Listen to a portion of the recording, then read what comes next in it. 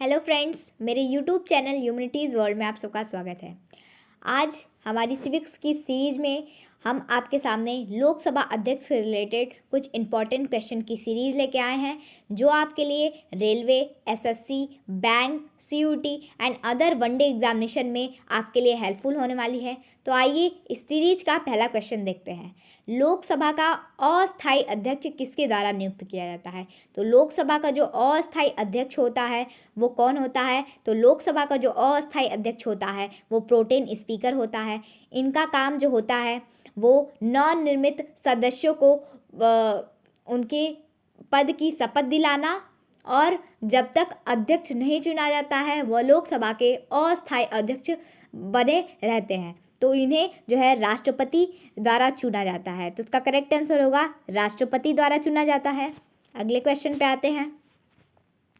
आम चुनाव के बाद आपातकालीन अध्यक्ष। तो आम चुनाव के बाद जो आपातकालीन अध्यक्ष होते हैं वो लोकसभा के ज्येष्ठतम सदस्य होते हैं, जिसे हम प्रोटेम स्पीकर का नाम देते हैं। वह अस्थायी रूप से लोकसभा के अध्यक्ष चुने जाते हैं कुछ समय की अवधि तक। अगले क्वेश्चन पे आते हैं। लोकसभा अध्यक्ष अपना त्यागपत्र किसे देते हैं? तो लोकसभा अध्यक्ष अपना त्यागपत्र उपाध्यक्ष को देते हैं, और उपाध्यक्ष अपना त्यागपत्र लोकसभा अध्यक्ष को देते हैं। ठीक है, तो इसका करेक्ट आंसर होगा उपाध्यक्ष। अगले क्वेश्चन पे आते हैं। निर्णायक मत देने का अधिकार है। तो निर्णायक मत देने का अधिकार जो होता है वो लोकसभा अध्यक्ष का होता है, क्योंकि अगर हमारे संसद में संयुक्त अधिवेशन बुलाया जाता है, लोकसभा और राज्यसभा का संयुक्त अधिवेशन बुलाया जाता है, तो उसमें जो है उस अधिवेशन की अध्यक्षता जो है लोकसभा अध्यक्ष करते हैं, और निर्णायक मत देने का अधिकार भी इन्हीं को होता है। अगले क्वेश्चन पे आते हैं। यदि लोकसभा के अध्यक्ष एवं उपाध्यक्ष दोनों के पद रिक्त होते हैं तो संसद की बैठक की अध्यक्षता कौन करेगा? तो संसद की जो बैठक की अध्यक्षता है इसके लिए एक समिति बनाई जाती है। उसमें कुछ सदस्य होते हैं संसद के ही, उसमें से कोई एक प्रथम सदस्य इसका जो है संचालन करता है संसद की प्रक्रिया का। तो इसका करेक्ट आंसर होगा संसद द्वारा अनुमोदित चेयरपर्सन के पैनल के प्रथम सदस्य। इसका करेक्ट आंसर होगा। अगर मतलब वो त्याग पत्र दे दिए हो या उन्हें हटा दिया गया हो तो उस स्थिति में राष्ट्रपति द्वारा जो सदस्य तय किए जाएंगे वो उस स्थिति में संसद की प्रक्रिया देखेंगे। ठीक है, अगले क्वेश्चन पे आते हैं। संसद के दोनों सदनों के बीच गतिरोध की स्थिति में संयुक्त अधिवेशन की अध्यक्षता कौन करता है? तो अभी मैंने आपको बताया कि संयुक्त अधिवेशन की जो अध्यक्षता है वो लोकसभा अध्यक्ष करता है, और निर्णायक मत देने का अधिकार भी इन्हीं को होता है, लेकिन संयुक्त अधिवेशन राष्ट्रपति द्वारा बुलाया जाता है। ठीक है, अगले क्वेश्चन पे आते हैं। लोकसभा में किसी विधेयक को धन विधेयक के रूप में कौन प्रमाणित करता है? तो लोकसभा में इसका एक और ऐसे क्वेश्चन बन सकता है कि कोई विधेयक धन विधेयक है या नहीं, ये कौन तय करता है? तो कोई विधेयक धन विधेयक है या नहीं तो ये तय करते हैं लोकसभा अध्यक्ष। लोकसभा अध्यक्ष ये तय करते हैं कि कोई विधेयक धन विधेयक है या नहीं। तो इसका करेक्ट आंसर होगा लोकसभा अध्यक्ष। अगले क्वेश्चन पे आते हैं। निम्नलिखित में से किस समिति का पदेन अध्यक्ष लोकसभा अध्यक्ष होता है? तो किस समिति का पदेन अध्यक्ष जो है लोकसभा अध्यक्ष होता है? तो वह है नियम समिति का पदेन अध्यक्ष। नियम समिति का पदेन अध्यक्ष लोकसभा अध्यक्ष होता है। इसका करेक्ट आंसर है नियम समिति। अगले क्वेश्चन पे आते हैं। दोस्तों, अगर आपको हमारी वीडियो पसंद आ रही हो तो हमारे चैनल को सब्सक्राइब करें, लाइक करें और शेयर करें, और ऐसे ही हमारे चैनल पे बने रहें। तो देखिए आज का क्वेश्चन देखते हैं। लोकसभा में गणपूर्ति पूरा नहीं होने की स्थिति में लोकसभा अध्यक्ष क्या कर सकता है? तो लोकसभा में गणपूर्ति होती है क्या? तो गणपूर्ति होती है 1/10वां भाग। लोकसभा के पूरे सदस्यों का 1/10वां भाग अगर नहीं है सदस्य तो उस टाइम जो है अध्यक्ष क्या करता है? तो वो सदन को स्थगित करता है, सदन को निलंबित, इन दोनों स्थितियों में से कुछ भी कर सकता है। तो उसका करेक्ट आंसर होगा उपयुक्त में से कुछ भी। स्थगित भी कर सकते हैं और निलंबित भी कर सकते हैं। अगले क्वेश्चन पे आते हैं। लोकसभा के महासचिव की नियुक्ति कौन करता है? तो लोकसभा के जो महासचिव की नियुक्ति है, यानी कि लोकसभा का जो सचिवालय है उसमें जो महासचिव की नियुक्ति है वो लोकसभा अध्यक्ष द्वारा की जाती है। तो उसका करेक्ट आंसर है लोकसभा अध्यक्ष। अगले क्वेश्चन पे आते हैं। लोकसभा का सचिवालय किसके प्रत्यक्ष पर्यवेक्षण एवं नियंत्रण में कार्य करता है? तो लोकसभा का जो सचिवालय है वो लोकसभा अध्यक्ष के नियंत्रण एवं पर्यवेक्षण में कार्य करता है। तो इसका करेक्ट आंसर होगा लोकसभा अध्यक्ष। इसका करेक्ट आंसर होगा लोकसभा अध्यक्ष। अगले क्वेश्चन पे आते हैं। भारत में लोकसभा का अध्यक्ष, तो भारत में जो लोकसभा का अध्यक्ष है वो निर्वाचित किया जाता है। भारत में जो लोकसभा का अध्यक्ष है वो निर्वाचित किया जाता है। इसका करेक्ट आंसर है निर्वाचित किया जाता है। किसी और के द्वारा नहीं, संसद के सदस्यों द्वारा ही उन्हें निर्वाचित करके चुना जाता है, मतलब ऐसे। अगले क्वेश्चन पे आते हैं। संसद के दोनों सदनों में संयुक्त अधिवेशन कौन बुलाता है? तो संसद के दोनों सदनों में जो संयुक्त अधिवेशन बुलाता है वो राष्ट्रपति द्वारा बुलाया जाता है, और संयुक्त अधिवेशन की जो अध्यक्षता है वो लोकसभा अध्यक्ष द्वारा की जाती है। ठीक है, अगले क्वेश्चन पे आते हैं। प्रथम लोकसभा के स्पीकर कौन थे? तो प्रथम लोकसभा के, यानी कि जब स्वतंत्र भारत के लोकसभा के प्रथम स्पीकर कौन थे? लोकसभा अध्यक्ष, यानी कि स्पीकर का मतलब यहाँ पे प्रथम लोकसभा अध्यक्ष कौन थे? तो वहाँ पे होगा जीवी मालवंकर जी जो थे वो प्रथम लोकसभा अध्यक्ष थे। ठीक है, अगले क्वेश्चन पे आते हैं। प्रथम महिला लोकसभा अध्यक्ष कौन थी? तो प्रथम महिला जो लोकसभा अध्यक्ष थी वो थी मीरा कुमारी जी। मीरा कुमारी जी प्रथम लोकसभा महिला अध्यक्ष थी। ठीक है, अगले क्वेश्चन पे आते हैं। भारत के किसी राष्ट्रपति ने पूर्व में लोकसभा अध्यक्ष का पद भी संभाला था।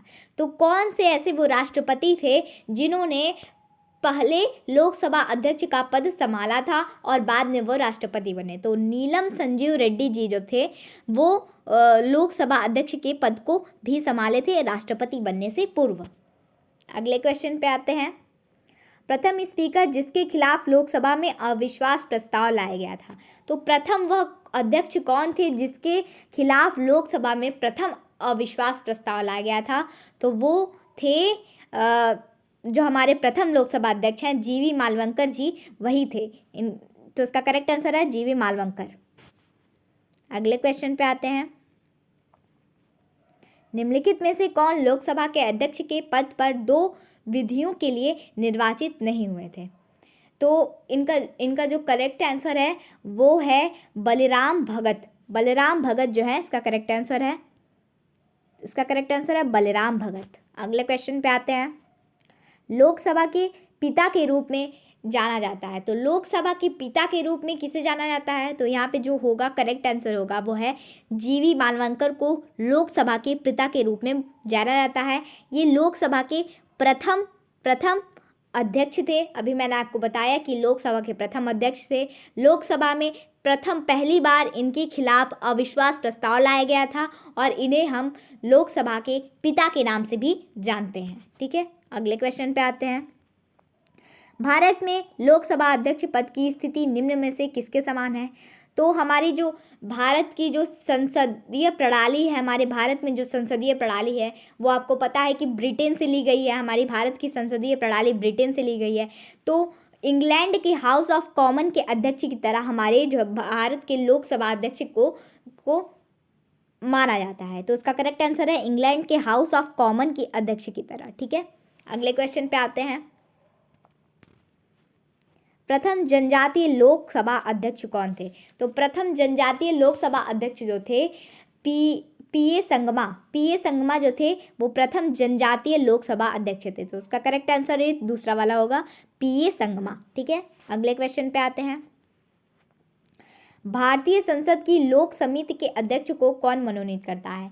तो भारतीय संसद की जो है लोक समिति के अध्यक्ष को जो है लोकसभा अध्यक्ष मनोनीत करता है। लोकसभा अध्यक्ष मनोनीत करता है। अगले क्वेश्चन पे आते हैं। लोकसभा अध्यक्ष को उसके कार्यकाल की समाप्ति से पूर्व पद से हटाया जा सकता है। तो लोकसभा अध्यक्ष को उसके कार्यकाल की समाप्ति से पूर्व पद से हटाया जा सकता है। तो उसका करेक्ट आंसर जो होगा, यदि लोकसभा इस आशय या प्रस्ताव पारित कर दे। लोकसभा, जैसे कि हमारे राष्ट्रपति पे महाभियोग की प्रक्रिया लगाई जाती है, उपराष्ट्रपति पे संसद की प्रक्रिया उसे हम बोलते हैं, महाभियोग का प्रयोग वहाँ नहीं करते हैं, उसी प्रकार लोकसभा अध्यक्ष, सभापति और सुप्रीम कोर्ट के मुख्य न्यायाधीश के खिलाफ भी संसद की प्रक्रिया चलाई जाती है। तो उसका करेक्ट आंसर जो होगा वो होगा यदि लोकसभा इस आशय का प्रस्ताव पारित कर दे, तो उसका सेकंड वाला जो ऑप्शन है वो सही होगा।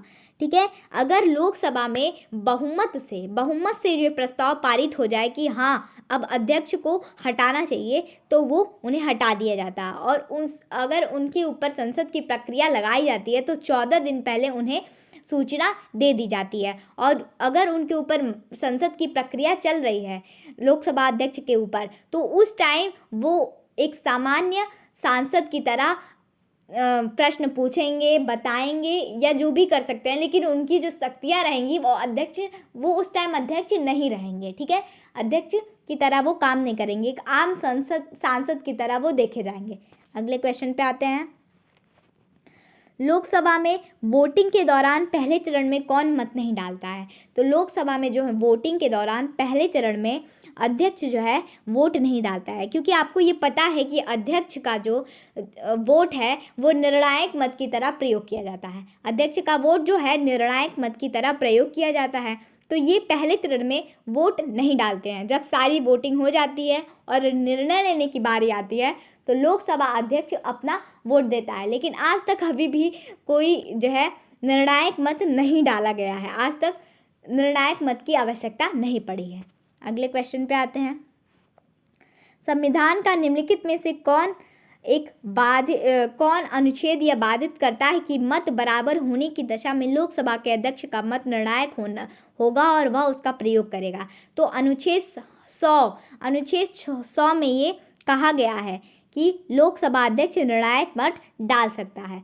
ठीक है, उसका प्रयोग कर सकता है। उसका करेक्ट आंसर होगा अनुच्छेद 100। तो यहाँ पे हमारी ये सिविक्स की सीरीज़ ख़त्म हुई। दोस्तों, अगर आपको हमारी वीडियो पसंद आई हो तो हमारे चैनल को सब्सक्राइब करें, बेल आइकन प्रेस करें और लाइक करें, शेयर करें और कमेंट करके ये ज़रूर बताएं कि आपको वीडियो कैसी लगी। धन्यवाद। जय हिंद।